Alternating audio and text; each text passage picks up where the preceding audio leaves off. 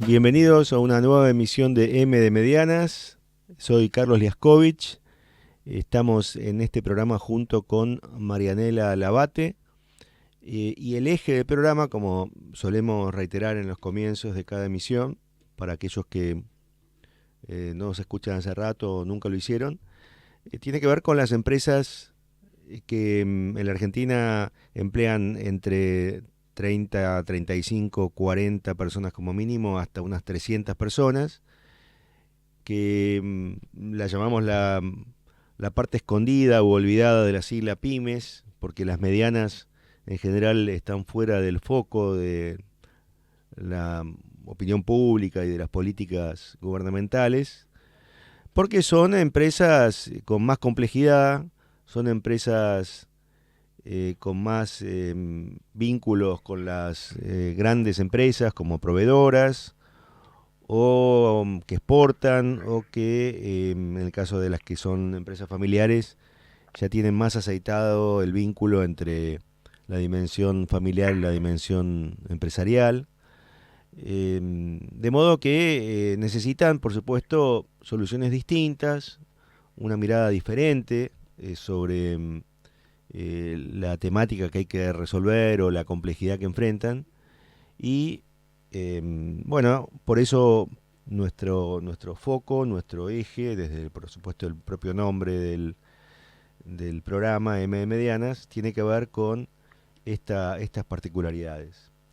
Y justamente, bueno, Marianela Labate, como los oyentes habituales saben, se incorpora un poco más tarde, ella está dando clases y llega después de su clase. Y hoy tenemos un entrevistado que toca un tema que hemos visitado poco en M de Medianas. Es un tema a veces un poco más distante del sentido común o del conocimiento general que se tiene en las empresas, o incluso de la gente que no está vinculada directamente con las empresas, que es el tema de la logística. Y para ello hoy entrevistamos a Diego Bertezzolo. ¿Qué tal, Diego? Buenos días. ¿Qué tal? Buen día, ¿cómo están? Bueno, muy bien, muchas gracias. Aquí Carlos Liaskovich, y en un ratito Marianela Labate te estamos entrevistando. Bárbaro. Diego Bertezzolo es el CEO y cofundador de Avancargo, eh, que es una empresa, andá corrigiéndome, Diego, para ir perfilándola bien. Es una empresa Dale. relativamente joven en el panorama de lo que es la logística en la Argentina.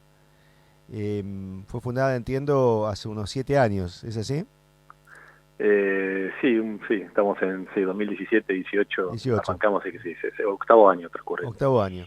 Para arrancar así em, como para un conocimiento más general, para la gente que no es habitué, digamos, al tema de logística, eh, ¿cuál es el gran cambio tecnológico que ustedes observan y que supongo que habrá llevado también a fundar la empresa y a desarrollarla en el campo de la logística, digamos, que por supuesto tiene que ver con el transporte fundamentalmente, también con el depósito, con la distribución, digamos, pero ¿por dónde pasa esto que ustedes decidieron sumarse al sector?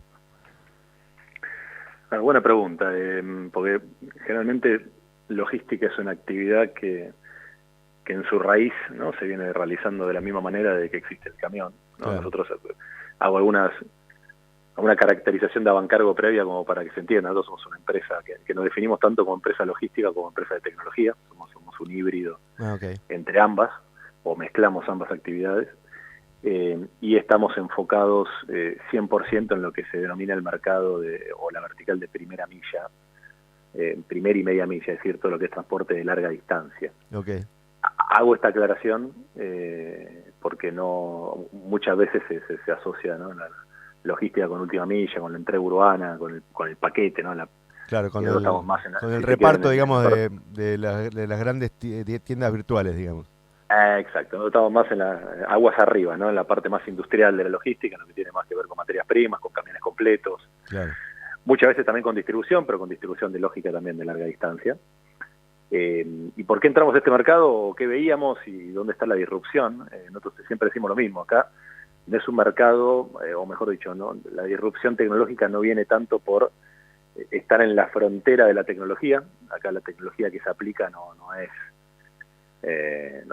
no es la última inteligencia artificial, no tiene que ver con grandes procesos de cómputo o con blockchain, pero sí tiene que ver con una industria que tiene mucho por optimizar y mucho por construir en base a, sobre todo, a transparencia de información, ¿no? O sea, Okay.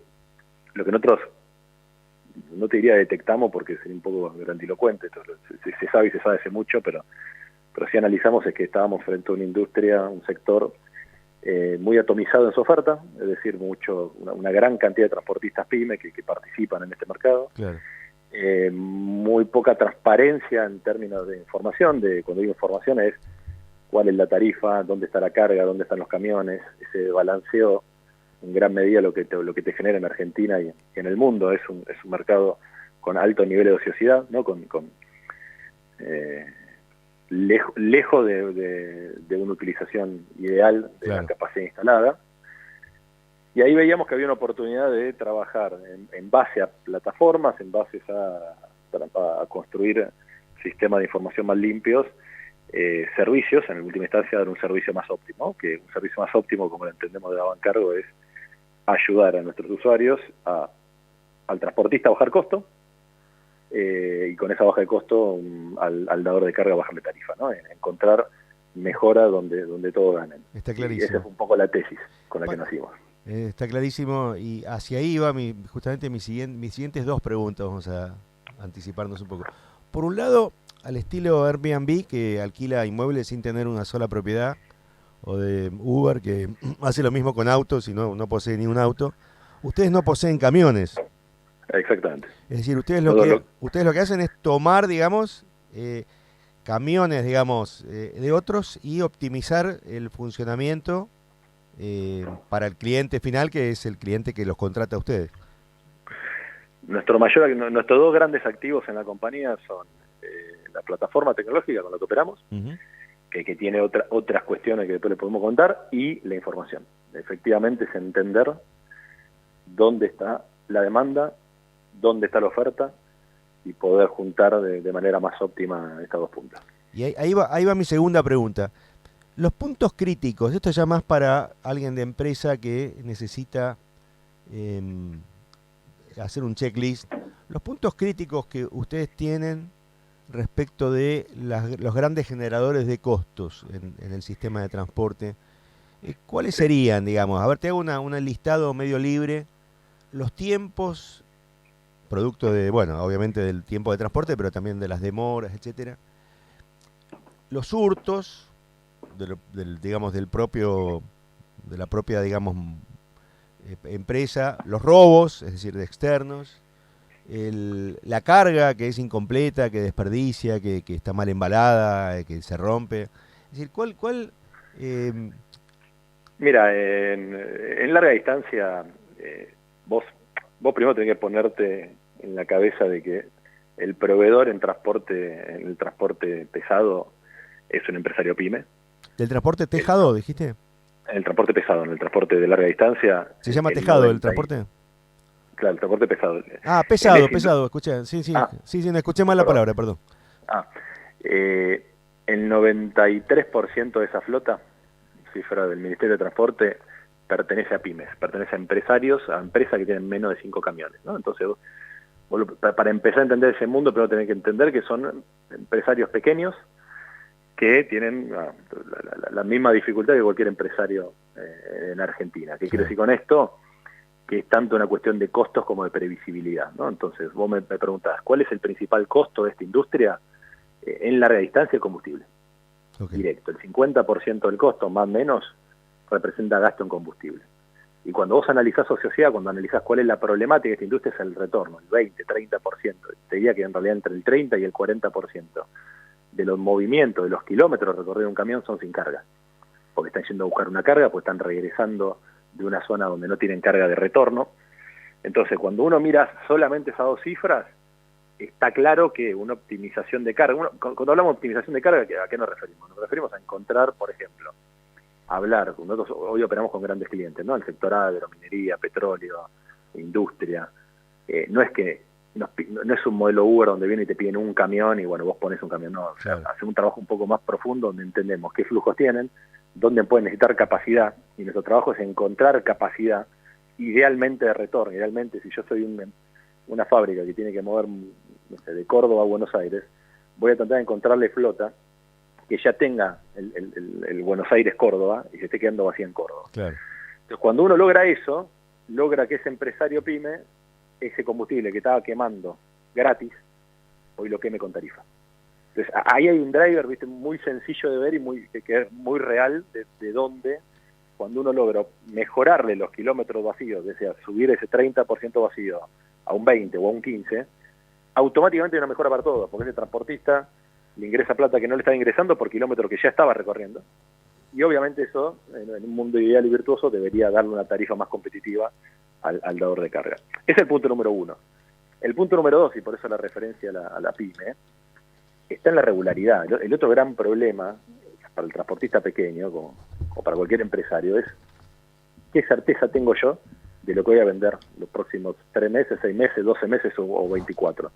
¿Por qué? Porque en base a eso yo voy a amortizar capital, y ahí viene el otro gran costo de una empresa de transporte, que es los camiones, ¿no?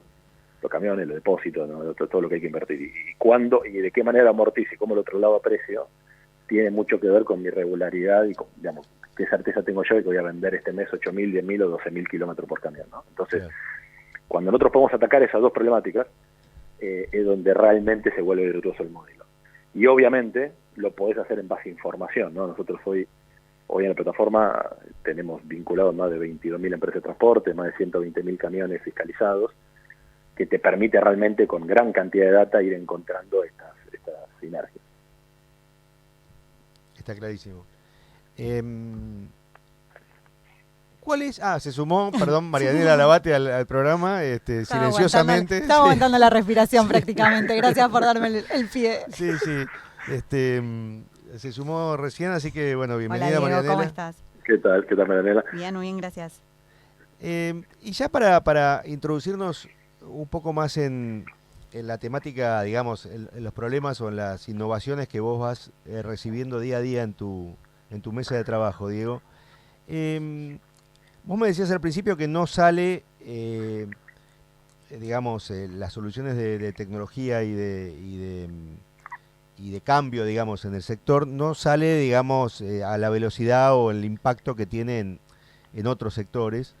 Así todo, te pregunto, volvemos un poco, ¿hacia dónde creen ustedes en Bancargo que puede evolucionar la industria del transporte, el sector del transporte en los próximos años? Hagamos un poco de paréntesis respecto de lo que es la Argentina, lo que es este panorama que vos contabas de tantas empresas pyme, etcétera, etcétera. ¿Qué perspectiva tienen al respecto? Mira, yo creo que Argentina no deja de ser no tenés grandes diferencias con lo que se ve en la región, incluso en el mundo, ¿no? Porque incluso cuando uno lee informe de cómo se mueve la industria del transporte terrestre en Estados Unidos, hay bastantes similitudes. Es decir, en Estados Unidos también se da este fenómeno de pymes y de... El fenómeno, a ver, el transporte terrestre, el fenómeno de pyme, de preponderancia de empresa pyme, y el fenómeno de atomización de oferta que generada por esta y de falta de un mercado transparente en términos de información, se da en todo el mundo. Okay. Es realmente una particularidad de esta industria muy marcada en todos lados. Entonces, por eso, para no hablar de Argentina, un poco a nivel global qué cosas se están viendo y todo de alguna manera tienen como una columna vertebral similar. Primero esta problemática está y en el mundo empresas como Bancargo con proyectos similares, ideas similares, están ya hace una década creciendo mucho, que es una parte del problema, ¿no? Que es, bueno, cómo mejoro en términos de visibilidad y de transparencia este mercado. Después hay un problema de base que es, bueno, obviamente cuando hablamos de capacidad, ¿no? De la capacidad ociosa, siempre por diseño, siempre va a haber ociosidad, ¿no? O sea, la distribución de carga no es perfecta, Claro. menos en países como Argentina, ¿no? Con un centro en Buenos Aires y un interior y un país grande y un interior pequeño en términos de consumo. Entonces siempre te van a quedar espacio, digamos, de mejora. Ahí básicamente, hoy hay grandes proyectos ya volando a 20, 30 años o 10, 20 años. Primero, tema de camión autónomo y de nuevas energías, ¿no? Hay mucho de cómo vuelvo al camión a algo más parecido a un tren, en términos de capacidad, o sea, de escalamiento, de que puedan transportar más, de que puedan trasladarse sin chofer, que es otro de los grandes problemas también en el mundo, que cada vez menos choferes, cada vez menos atractiva la actividad. ¿Y eso está tecnológicamente ya está ocurriendo? ¿Hay experiencias de camiones autónomos? Sí.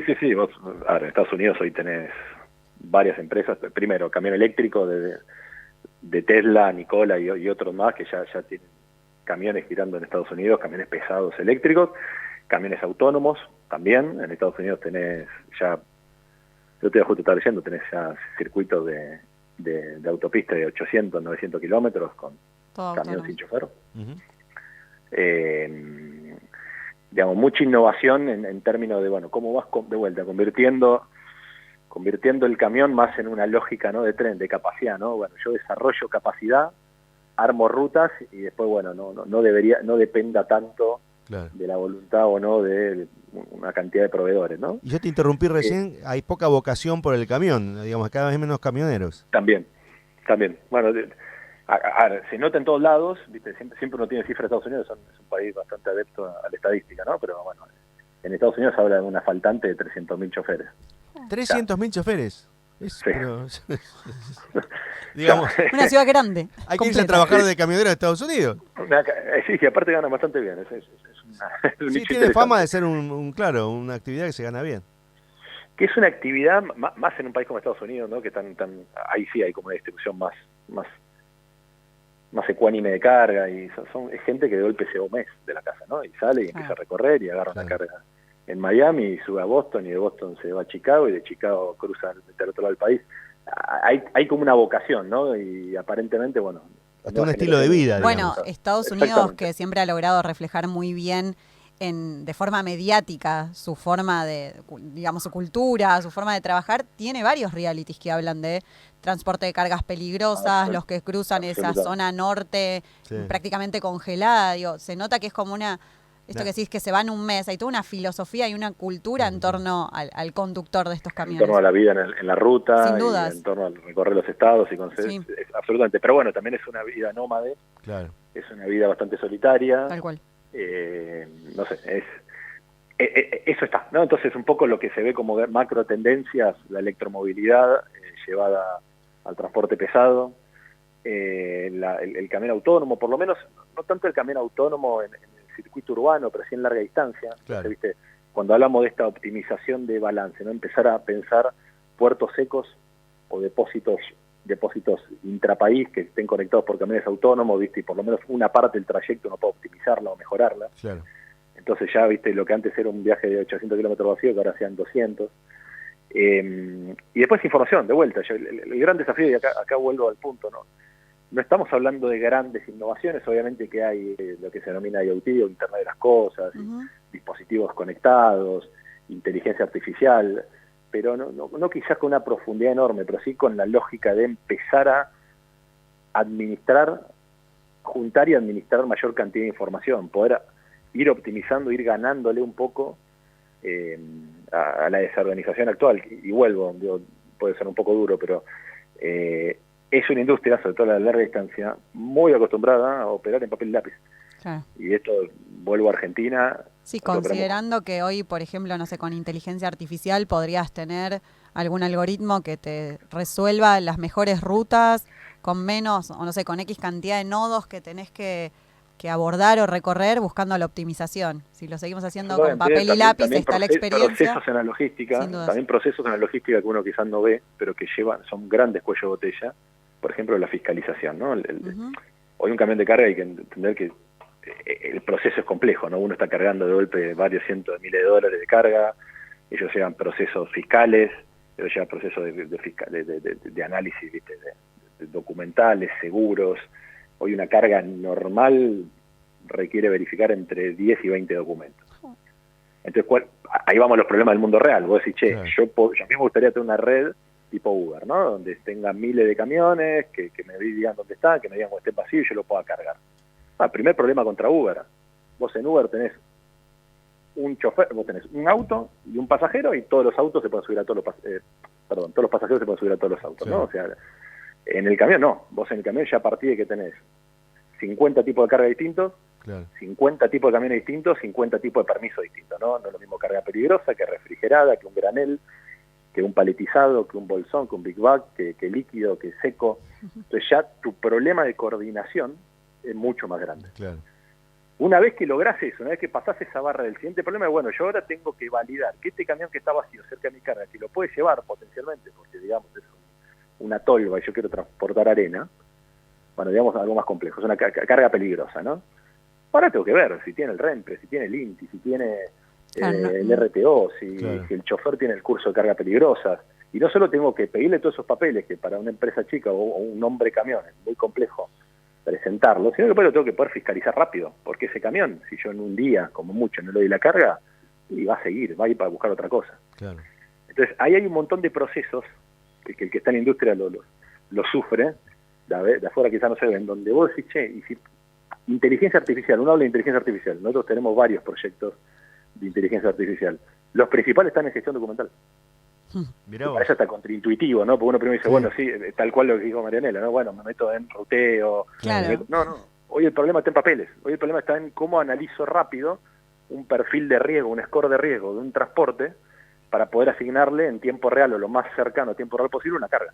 Claro. Y que el dador de carga esté tranquilo de que si pasa algo, no va a tener un siniestro que no pueda cobrar. Imagino algo como la versión de carga del historial clínico o médico de alguien, ¿no? Donde estuviese cargada la data de ese camión, qué autorizaciones ya tiene, que esas autorizaciones debieran estar en la nube.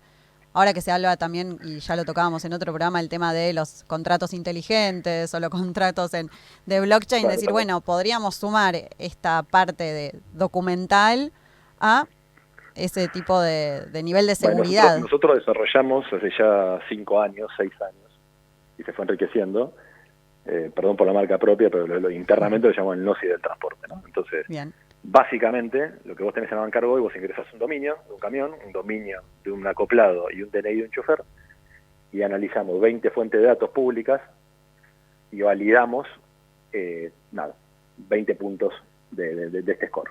Claro. Entonces, ahí lo que hay que entender, por eso vuelvo a hacer al principio, ¿por qué larga distancia y por qué estamos en este nicho? Porque es muy distinto a la logística que uno imagina urbana, ¿no? Tiene muchas más complejidades. Sí, seguro. Y muchas veces requieren esa coordinación de información para realmente después lograr el ideal, que el ideal es el que todos imaginamos. Sí. Yo quiero tocar un botón, decir que tengo esta carga, que venga un camión que está a 20 metros, que se acabe de carga vacío y me lo lleve a donde quiero.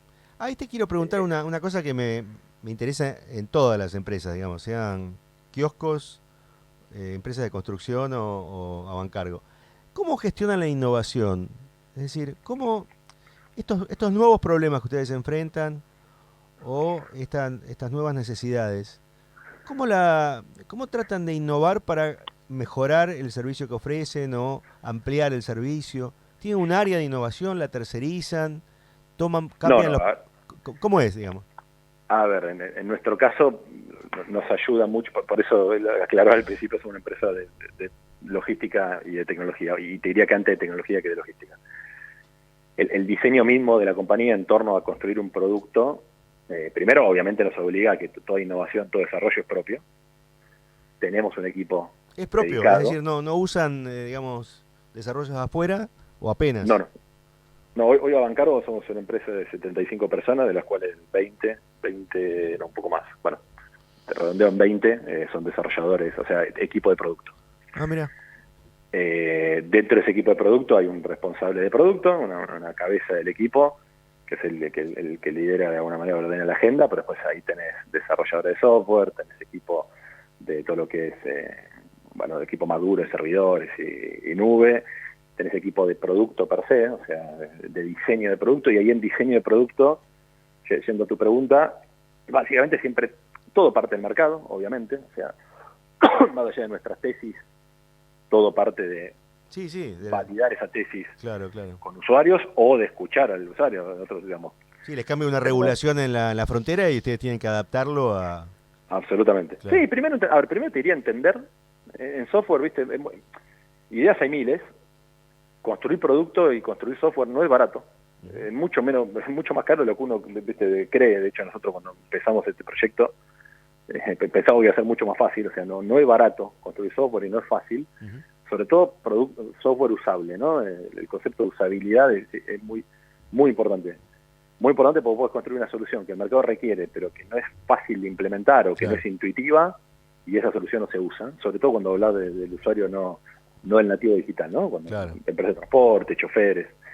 Entonces, primero vas a detectar qué necesidad hay, y después que sea una necesidad que tenga escala, ¿no? O sea, que digo, que vaya a haber una base de usuario grande, que tenga un impacto grande la solución, y viste, nosotros ponderamos mucho cuando vamos a construir algo, a cuántos, viste, de un hipotético 100% de usuario daban cargo. Esto le sirve al 10, al 15, al 50 o al 80, ¿no? Bueno. Después hay un trabajo de hipótesis, es medio como un proceso científico, ¿no? Haces una hipótesis, bajás una maqueta, bajás un diseño, ese diseño lo empezás a iterar, lo empezás digamos, a deconstruir con el usuario, a ver si le sirve o no le sirve, cómo lo usaría, si lo entiende, si no lo entiende, si los colores, si los botones. Y perdón, ¿lo lanzás en versión beta o todavía no? ¿Cómo? Porque ahí debe ser difícil lanzarlo en beta. Hay todo un proceso, justo ahora estamos con un proyecto grande que impacta en la industria de oil and gas particularmente, orientada al control de unidades y de servicios en pozo, algo bien específico, pero bueno, que tenemos clientes con los que lo venimos desarrollando, y es un proyecto que lo venimos trabajando hace 5 o 6 meses y probablemente nos quede otro tanto. Un par de meses más antes de armar un MVP, ¿no? Un producto mínimo viable o un beta. Esto, cuando hablabas de las interfaces y demás, ¿es lo que ustedes tienen en parte como la unidad de Avancargo SaaS? Exactamente. Bueno, porque, perdón, para la audiencia SaaS es la oferta del software como servicio, ¿no? Dentro de esto tenemos un montón de alternativas y yo veía ese y vos hablabas de los datos, llegué a ver que era como un dashboard interesante, digo, ¿cómo condensan toda esta información en esa usabilidad y eso, ¿no? Que es un tema, porque primero lo de SaaS, Avancargo SaaS, como bien decís, es un servicio a la nube, o software como servicio. Hoy ya es súper normal, ¿no? Hace 20 años no existía. Básicamente la posibilidad de vender un producto importante de software mensualizado, ¿no? O sea, hoy cualquier usuario que quiera usar la plataforma, la propuesta tecnológica, paga un fee mensual, se sube y se baja cuando quiere. Bien, eso te iba a preguntar, es como un modelo de suscripción. Es un modelo de suscripción, es como pagar Netflix, ¿no? Perfecto. O lo que fuese. Igualmente, digamos, nosotros lo denominamos Avancargo SaaS como el producto tecnológico, pero es todo parte de la misma plataforma, o sea, para contar la línea de tiempo. Nosotros empezamos a desarrollar un producto para prestar servicio logístico, ¿no? Todo esto que hablamos al principio. Ese producto en un momento tomó tal envergadura que los clientes mismos, y yendo a los procesos de innovación, si querés, el cliente mismo decía, che, me interesa el software, o sea, me gusta el servicio que me dan, pero yo aparte tengo otros proveedores, aparte tengo que gestionar una operación logística grande, me interesa tener el software de ustedes. Y ahí empezamos a pensar la idea de tener el producto independiente de prestar o no el servicio logístico. Pero lo importante es que todo lo que hacemos en Avancargo, sea si nosotros prestamos el servicio, como sea si el usuario lo quiere administrar, es con la misma tecnología. Y lo que preguntabas, estabas ahí los tableros, el tema es justamente cómo construir algo que para el que quiere una solución sencilla pueda utilizarlo, y para el que quiere una solución compleja también le sirva. Claro, porque esto que vos decías de ser estadistas, una cuestión es el que sabe de datos, desde perfiles de científicos de datos, actuario y demás, y otro es quizás alguien de marketing o de un área de ventas o de asignación de conductores que pueda utilizar esos datos sin todo el background que requiere hoy ser una analista de datos. Bueno, nosotros justamente ahí es un poco lo que fuimos definiendo como producto, es vamos armando un TMS, un Transport Management System, es una herramienta típica de gestión de logística, con un agregado, ¿no? Con un agregado, o sea, tenemos lo que le mencionaba, por ejemplo, de lo que es fiscalización documental automatizada, lo que denominamos monitoreo en tiempo real, que es ni más ni menos que la vinculación con todos los dispositivos utilitarios del país en una misma plataforma, o podés ya tener toda tu flota vinculada y información en tiempo real, cambio de estado automático, bueno, varias cuestiones que para la industria hacen mucho sentido. Ahora, fuera de eso, para los clientes que lo solicitan, generalmente son grandes compañías o grandes operaciones, se construyen tableros a medida donde con esa misma información vos le das 2 o 3 vueltas de rosca de acuerdo a lo que ellos necesiten ver o quieran monitorear. Y ahí ya trabajamos en tableros de inteligencia de negocios más amplios, más profundos, que corren de costado a la plataforma, ¿no? O sea, o complementan a lo que la actividad en la plataforma. Bien, para que puedan tener después, o sea, esa usabilidad se pueda traducir en decisiones y en ejecutables y que no quede aislado el dato en eso. Tal cual, y aparte cuestiones a medida, ¿no? Porque muchas veces, de golpe, no sé, para poner un ejemplo que se entienda, operamos con unas de las 2 más grandes empresas de agroindustria, ¿no? Uh-huh. Y con ellos administramos todo lo que es el proceso de cosecha de semilla. En el proceso de cosecha de semilla, por ejemplo, hay un dato clave que es tiempo y temperatura, ¿no? Vos una vez que cosechás, sí, tenés una barrera de tiempo, ponele 10 horas, un poco más cerca de 18, pero no importa. Una N cantidad de horas donde vos tenés, esa semilla tiene que estar en planta porque si no se pierde. Bueno, esa información de cómo viene el camión, de a qué velocidad viene circulando, si va a llegar o no va a llegar, si hay algún riesgo de perderlo y todo, bueno, eso se lo volcás en un tablero particular. Y ese tablero particular a su vez puede ser consumido, sea por el departamento logístico, puede ser consumido por la misma planta, por áreas estratégicas. Vamos, ya son cuestiones, es data que está en la plataforma, pero que se la ordena más a medida de lo que el cliente quiere ver o monitorear. Está clarísimo. Diego, te presento y hacemos una breve interrupción para leer un anuncio de nuestros acompañantes publicitarios. Bien. Estamos conversando con Diego Bertezzolo, que es el cofundador y gerente general de Avancargo, una empresa de tecnología y transporte, como le gusta decirle a Diego, y estamos entendiendo finalmente. Ahora entiendo por qué. Bueno, entonces, Marianela, vamos a formar equipo para comentar sobre nuestro anunciante. Si te parece, vamos a decir lo siguiente: potencia tus equipos junto al CUI, una institución de alto impacto académico. Cursos grupales, in-company, workshops y traducciones. Hay programas para empresas a medida para que los colaboradores puedan comunicarse en entornos multiculturales. Pueden obtener más información en cuicorporate.com. Es el área de servicios corporativos del Centro Universitario de Idiomas. Otorga certificados y diplomas de UBA. Perfecto. Bien, Diego Bertezzolo, retomamos ahora el titular de Avancargo, empresa de tecnología y transporte. Sí, Marian. Quiero aprovechar en esto que decíamos, bueno, es de tecnología y no de transporte, o bueno, en realidad sí, ¿no? Pero se vuelven, hace un tiempo yo investigando en temas de comunicación, decían las empresas ya no son de hacer publicidades, se vuelven en usinas de contenido, ¿no? ¿Cómo va cambiando esto? ¿De qué industria se está haciendo hermana, por ejemplo, en este caso, la de la tecnología y logística? ¿De la de seguridad? ¿De qué otras se empiezan a hermanar a la hora de tener que proveer este tipo de servicios? La de seguro. A ver, ¿Seguro? Claro, ¿cuál? Aventuro yo, digamos, porque esto está muy vinculado con seguros, ¿no? Supongo. A ver, cuando vos mirás la cadena de valor, de vuelta, del transporte, hay varias. Bueno, absolutamente. Seguros es una de ellas, financiera, o sea, todo lo que es.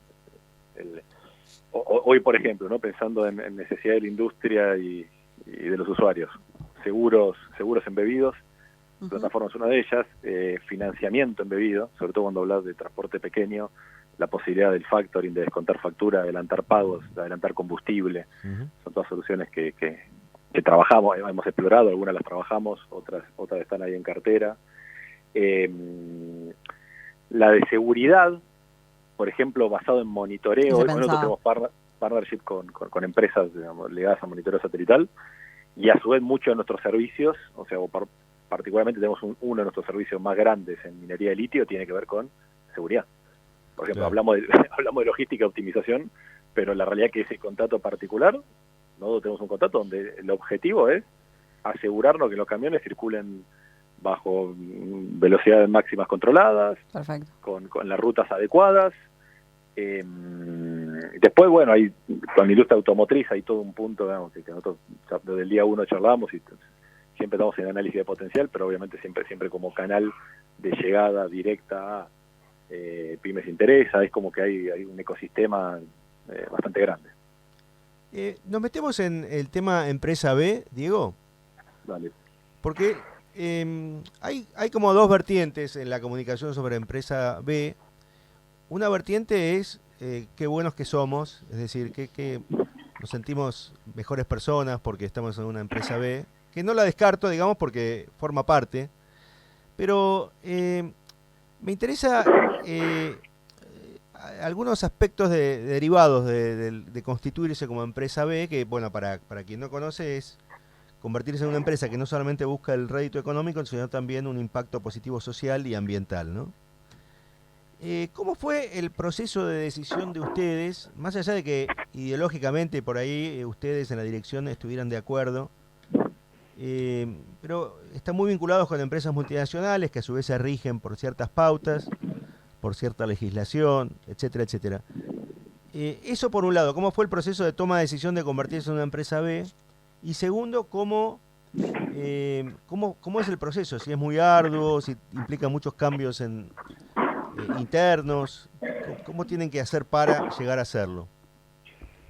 Bien, mira, como primer punto y como para empezar por lo que comentabas, efectivamente hay un convencimiento de los socios, del management, de que es el camino correcto, pero también, para ser realistas, no es algo que uno haga a pesar del negocio, ¿no? Uno lo hace por el negocio. Uh-huh. Ninguna empresa, por lo menos la que nosotros conocemos, que es empresa B, lo hace solo por el amor al arte, sino que hay un objetivo, hay un doble objetivo, y esto se habla mucho en el círculo de empresa B. Hay un doble objetivo.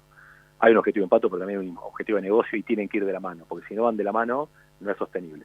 Y si la empresa no es sostenible, no tiene ningún sentido para la empresa B que existan. ¿Se entiende? Digo, esta aclaración me parece que está buena. Sí, claro. Porque a veces queda como muy idealista el tema y no lo es, o no exclusivamente. Claro.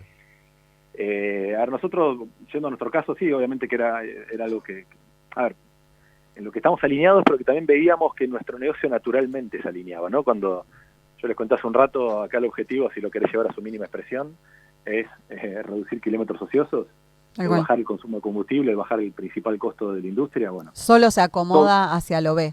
Todo eso es impacto medioambiental. Uh-huh. Exactamente. O sea, no, ni siquiera tenemos que hacer un esfuerzo, ¿no? Por serlo. Obviamente, encima de eso hay muchas otras cosas que hacemos. O sea, nosotros nos propusimos, por ejemplo, ser la primera empresa de transporte en la región que midiera de manera automática las emisiones y la huella de carbono. Bien. Eso lo logramos hace 3 años, mucho antes de certificar B. Nos propusimos empezar a trabajar en programas de mitigación primero, de cómo mejoro la huella, y de compensación en segunda etapa, todo aquello que no puedo mejorar, cómo lo compenso a través de proyectos de reforestación y demás, que hoy ya estamos trabajando. Bueno. Entonces, digamos, había muchas cosas que venían previo. Después de Empresa B, yo creo que fue más en nuestro caso fue más una consecuencia, ¿no? De todo esto, de ver que que obviamente certificar nos ayudaba a orientar estos esfuerzos de la manera correcta. También que nos podría abrir puertas en términos comerciales, que nos podía posicionar en un lugar más interesante, sobre todo para, como vos mencionás, ¿no? Grandes compañías multinacionales que muchas veces ya están, digamos, un poco más adelantados en esta demanda. ¿Y el proceso fue muy costoso? Es decir, costoso desde el punto de vista no solamente del esfuerzo, sino de plata. No, te diría que a nosotros lo trabajamos con una consultora que nos acompañó y nos ayudó, un especialista en esto. Te diría que no fue costoso en términos de dinero. Bueno, es un poco, depende de cada uno. No fue un proceso costoso. De hecho, mismo de empresa B no tienen grandes costos, ¿viste? No es una ISO, ¿no? Que a veces pueden ser un poco más caras. En términos de involucramiento, sí, o sea, requiere un management metido, ¿no? Requiere que no es un proceso que vos lo dejás a que te lo desarrolle algún área, un analista, y bueno, saquémoslo adelante, sino que requiere involucramiento. Y como marca empleadora, ¿vos notás que tiene algún impacto, digamos, atrae más a una empresa B que una empresa no B? Mira, yo creo que sí. Te digo creo porque la verdad que desde que certificamos ahora hemos contratado poco, se ha sumado alguna gente, no mucha, pero internamente o puertas adentro, sí, alinea. De hecho, parte del proceso con empresarios, por lo menos como lo planteamos nosotros, formar equipos de trabajo, porque no solo estamos con impacto, que es la natural, pero trabajamos con un equipo de inclusión, inclusión laboral, oportunidades laborales. Sí, porque está la pata social, obviamente, de empresa. Claro, y ahí, digamos, lo que hemos visto, por ejemplo, que se propuso, se sumó un montón de miembros del equipo se quisieron sumar, participan, trabajan, presentan. No, y quizás es una industria que todavía no está, no sé si alfabetizada es la palabra, pero quizás estábamos acostumbrados a ver empresas B en todo lo que estaba directamente relacionado con o tala o energía y demás. Quizás a la logística, los empleados del futuro de la logística vengan también con un chip más B, ¿no? Los nuevos, o los jóvenes que hoy están estudiando, los que desde el periodismo tratamos de difundir estas iniciativas. Y mira, a ver, yo creo que también es una cuestión generacional. Sin dudas. A ver, hoy muchas veces, y no solo por empresa B, ¿no? Pero a cualquier chico de 20, 25 años le interesa a veces más el por qué, ¿viste? Y qué estoy haciendo y qué propósito tengo, claro. que cuestiones quizás maduras que uno asume erróneamente que son más importantes, ¿viste? Sin dudas. Yo creo que ahí hay algo. En nuestro caso, sí, o sea, la respuesta es sí, claramente a nosotros nos sube el precio, ¿no? En términos internos, en términos externos, y nada. Sí, es parte también del capital de marca, que no solo lo medimos en tangibles, en innovación y esa parte como de cuantificar, sino que hay un impacto emocional, de vínculo, de fidelización. Que bueno, y que ni hablar que te ayuda a buscar una cadena de valor también, entre comillas, más saludable, de proveedor y de otros prestadores. Tal cual. Y cosas bien concretas, ¿no? que están pasando y que también vemos, o sea, vos no sé, en el agro se nota bien directo y en otras actividades también está entrando, nada. Cada vez la exigencia es mayor a nivel global, cada vez más va a importar, viste, la trazabilidad y el impacto. Y cuando decís impacto, bueno, de vuelta, no es solo medioambiental, es también a quién contratás, cómo lo contratás. Sobre esto último, discúlpame, no quiero que se me olvide, una preguntita puntual. ¿Estás notando cierto cambio de tendencia con esta asunción de Trump y este abandono, de alguna manera, de algunos de los principios del cambio climático? Es decir, ¿notás que hay un relajamiento en tus clientes o en el ambiente? Buena pregunta. Todavía es medio temprano para decirte, no. También es cierto que en Argentina esa agenda todavía no estaba, ¿no? Tan presente. Me parece que ahí es como que... Tenemos un pendiente. Sí. No veníamos, o sea, no estábamos tanto en la vanguardia como para sentir esa caída. No lo sé, hoy si me preguntas rápido, te digo, mira, con nuestros clientes no, de hecho, hoy con nuestros clientes, con nuestra cartera de clientes, con lo que ya trabajamos, el hecho de haber terminado la certificación B y estamos en esas charlas, o sea, interesa y mucho, y nos encontramos más con, es cierto que ahora estoy pensando en voz alta, son varias europeas, no tanto americanas, pero bueno, nos estamos encontrando mucho con, me interesa, juntémonos, ¿viste? Todas tienen algún departamento de sustentabilidad, veamos qué podemos hacer, qué podemos medir, ¿viste? O sea, por ahora te diría que no, pero bueno, también es experiencia reciente. Y recién justo hablábamos de la mirada externa, de esto que mencionabas de Europa. En el plan de regionalización de ustedes, ¿cuál es aquel espacio en el que están planeando el arribo, el desembarco? Nosotros hoy estamos trabajando, bueno, obviamente muy fuerte en Argentina, en Uruguay y en Chile. En todo, y bueno, y tenemos oficina en México donde estamos empezando estamos hace un año trabajando en desarrollo de mercado y entender oportunidades. En todos los casos siempre nuestro punto de partida es tecnológico, es de eficiencia, ¿no? Es en esta gran tesis de nosotros tenemos que entrar al mercado otorgando una mejora en los términos en que hoy se contrata y se administra el transporte de carga terrestre. Que esto no necesariamente en todos los países es igual, ¿no? O sea, porque vos después tenés países donde en general, viste, los mix de perfil de transportista y todo esto que veníamos hablando antes se respetan, pero las lógicas, no sé, las problemáticas no son exactamente las mismas. En Argentina no tenés un Moyano en Chile o en Uruguay, digamos, por ejemplo. Sí, mira, es un buen punto. Es algo que siempre me preguntan y la verdad que en Argentina nosotros no hemos tenido grandes problemas, claro, llamémosle, con el mundo sindical. hago esta aclaración porque siempre, viste, es una pregunta que nos surge, che, ¿y cómo pueden? Mira, Sí. la verdad es que... No lo digo, ojo, no lo digo peyorativamente, lo digo como algo objetivo, digamos, que... No, sí, pero... Sí, un rol tan preponderante. Claro, a ver, nosotros por lo menos no nos hemos encontrado con ese problema, para nada. En otros países, no sé, vos en México te encontrás con que esto es como más informal todavía el transporte pequeño, mucho más de relaciones, mucho más de confianza, le cuesta mucho más, viste, que subirse quizás a una plataforma. Delegar en una plataforma, en tecnología y en un tercero. Tal cual. En Chile está en Chile es mucho más organizado y mucho más, es un país más pequeño con menos rutas, entonces también es menos rica el valor que puedes agregar, pero se agrega más desde la plataforma tecnológica. Estaba pensando. Justo nuestros limítrofes, salvo caso de Brasil y demás, es o muy pequeñito o más organizado de otra manera. ¿Qué desafío salir a conocer cómo seguir aportándole valor a un país, por ejemplo, que es extenso pero finito? Entonces, ¿ahí qué enfocás? ¿En las soluciones de inteligencia artificial, en datos? En general la plataforma, o sea, cuando vos de base con la plataforma, con la tecnología en sí, para administrar la operación, eso genera un impacto. En general lo que nos pasa es que hay un impacto muy positivo porque, vuelvo al punto, creo que tenemos una propuesta interesante en una industria donde todavía no hay tanto. En general partí de un buen punto. Ahora, después que viene, bueno, che, esto sí, pero para nuestro caso necesitamos acomodar esto, pero a mí esto tanto no me sirve, pero sí me sirve aquello otro, más, y ahí volvemos al problema del producto. O sea, yo le decía 25 personas en el equipo y les puedo asegurar que es un equipo chico. En tecnología, si uno quiere ir rápido y operar en más de un país, los equipos son mucho más grandes, las inversiones son mucho más grandes, entonces en eso somos más P que M, ¿no? Como empresa de tecnología vamos dando los pasos correctos, adecuados, pero bueno, no tan rápido. Diego, como para ir cerrando, porque ya nos quedan pocos minutos, otro tema que me interesa mucho en todas las entrevistas es ver los derroteros personales.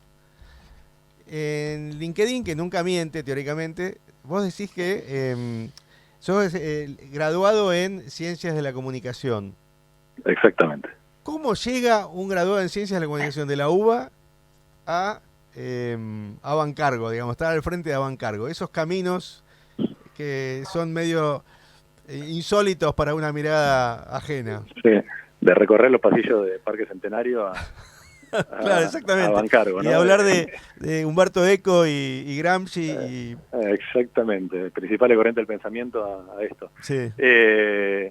Mirá, qué sé yo toda la vida, o sea, sacando lo que fue la UBA Sociales y todo ese periodo muy muy enriquecedor, yo toda la vida, desde muy chico, siempre estuve, siempre tuve emprendimiento. De hecho, tuve un emprendimiento que empecé terminando el secundario que pude vender a los pocos años. Siempre estuve en áreas comerciales, ¿no? Tenía como dos almas, digamos, repartidas. ¿Se puede saber de qué era ese emprendimiento, Diego? Distribución de bebidas. Habíamos bien. con unos amigos. Bien. Siempre había distribución. Sí, igual este era más comercial, ¿no? O sea, no tenía tanto que ver con logística, pero bueno, armamos una red de franquicias y nada, anduvo muy bien y lo pudimos vender jóvenes. Pero sociales, no, a ver, viste que a fines de los 90, principios de los 2000, todavía el aura de la publicidad, viste, las carreras de publicidad estaban como muy... Sí, claro. Era muy fuerte, a mí yo no sabía mucho qué quería, me gustaban las ciencias sociales, pero también tenía este costado comercial y dije, bueno, estudio ciencia de comunicación, pensando que tenía algo que ver con publicidad, que me muy rápido me di cuenta que no. Pero me gustó la carrera y casi te digo que la recorrí como una manera de no estar, de poner la cabeza en otro lado. Claro, de ampliar tu mirada, sí. Sí, y nada, la disfruté, la terminé, después, bueno, dicen algunos emprendimientos personales, uno que no fue muy bien, me fue muy bien, después otros que no, perdí más de lo que gané y en un momento más cerca de los 30 trabajé brevemente en consultoría, me apareció una oportunidad en Volvo, en marca de camiones y de maquinaria. Ahí empecé a trabajar como gerente comercial, tuve un par de años muy buenos, muy interesantes, ahí conocí un poco la corporación de adentro y me surgió la oportunidad o pedí la oportunidad de hacer un posgrado. Ahí sí me picó el bicho al revés y bueno, tengo formación en ciencias sociales, me falta pero el comercial. no formal de negocios. Claro. Y cursé un MBA. Claro. y como muchas veces pasa, hice el MBA y me fui. Y ahí salió una idea de Bancargo y dije... Y así todo decidiste no hacer la carrera corporativa, sino armar tu propia empresa, que es un salto al vacío muchas veces, ¿no? Sí, pero bueno, absolutamente. O sea, fue un debate igual, porque la verdad que estaba muy bien, Claro. creciendo, contento, pero bueno, creo que cuando emprendiste y más o menos te fue bien, te gustó, es difícil después no volver. Y nada, y apareció, la verdad que apareció Bancargo, aparecieron los socios, viste cómo se dio toda primero en ese ambiente académico que ayuda, viste, Claro. a parar un poco la pelota y pensar qué quieres hacer. Después nos encontramos ahí con lo que fuimos los socios fundadores y nada, se alineó todo como para empezarlo. Perfecto.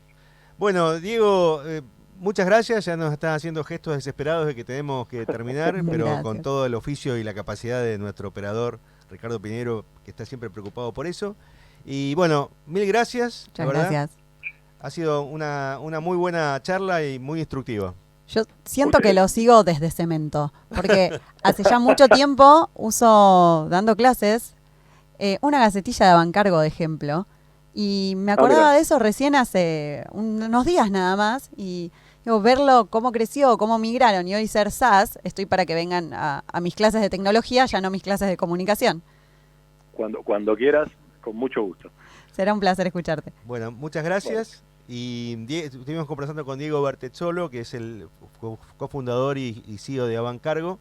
Y para despedirnos, Diego, vamos a poner un tema de riff que habla justamente de una camionera, Lili Malón.